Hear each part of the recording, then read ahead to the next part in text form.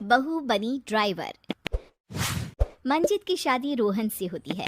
रोहन को नशे की बुरी लत लगी होती है। एक दिन, अरे माँ, मेरा एक साइड का शरीर काम नहीं कर रहा है। मैं आज खेतों में कैसे जाऊंगा? अरे बेटा, ऐसा ना बोल। तेरे पापा के जाने के बाद से तू ही घर चलाने का सहारा है। मैं डॉक्टर को बुला लाती हूँ। देखिए बहन जी, रोहन के शरीर के एक साइड में लकवा है। अब वो कभी ट्रैक्टर नहीं चला पाएगा। घर में मनहूसियत का माहौल हो जाता है। लीजिए माँ जी, रोटी खा लीजिए। अरे बेटा, मुझे तो भविष्य की चिंता हो रही है। मेरा एक ही बेटा है और वो भी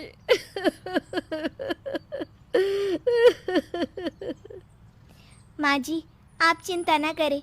जब तक ये बीमार है मैं खेत जाकर काम कर लिया करूँगी। वैसे भी नशे के कारण इनका शरीर काफ़ी कमज़ोर हो गया है।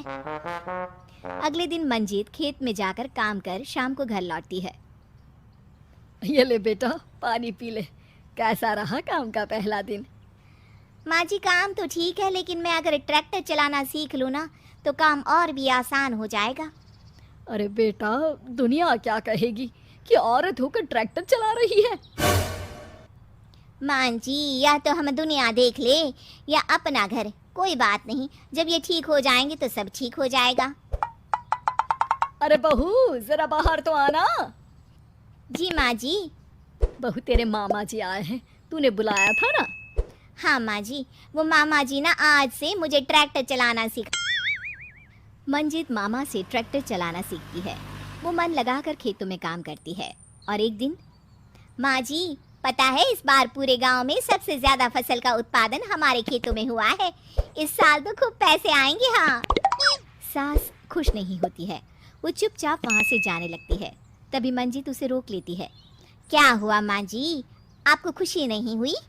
बेटा, आज डॉक्टर साहब बोल रहे थे कि रोहन के ठीक होने के लिए 5 लाख रुपए की ज़रूरत है। समझ नहीं आ रहा क्या करूं। मंजित शांत हो जाती है।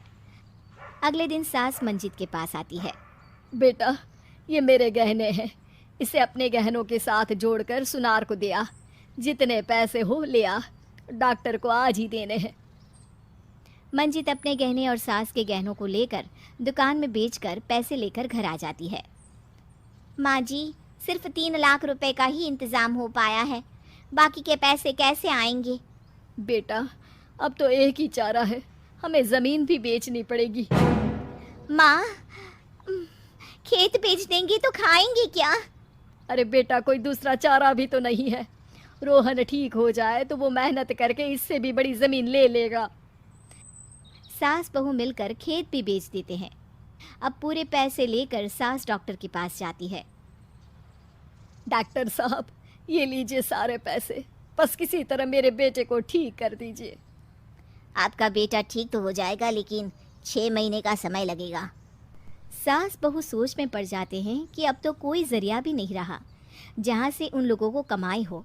अब कमाएंगे नहीं तो खाएंगे क्या? माँ जी, मेरे माता पिता ने लड़की होने के कारण मुझे ज़्यादा पढ़ाया लिखाया नहीं, लेकिन ट्रैक्टर चलाना सीखकर मैं कुछ काम करने के लायक तो हो ही गई हूँ। अरे बेटा, ट्रैक्टर अब कहाँ चलाएगी? खेत तो बिक गए हैं। माँ जी, मैं किसी और के खेतों में दिहाड़ी में काम कर लूँगी, कुछ तो पैसे आएंगे ही ना।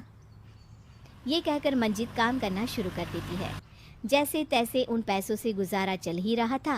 माँ जी, पास के अस्पताल से मुझे नौकरी के लिए ऑफर आया है। पैसे भी ये 4 गुना ज़्यादा मिलेंगे और अब खाने पीने दवाई के साथ हम कुछ पैसे भविष्य के लिए भी जोड़ पाएंगे। लेकिन काम क्या है बहू? माँ जी, मुझे अस्पताल की एम्बुलेंस चलानी है। अरे, तू तो मेरी बहू नहीं, बेटा है बेटा। ज़रूर जा बेटा। और हाँ, तूने पूरे गांव में एक मिसाल कायम कर दिया कि हर काम हर कोई कर सकता है। उनके लिए लड़की या लड़का होने की कोई ज़रूरत नहीं। मंजित मन लगाकर काम करना शुरू कर देती है।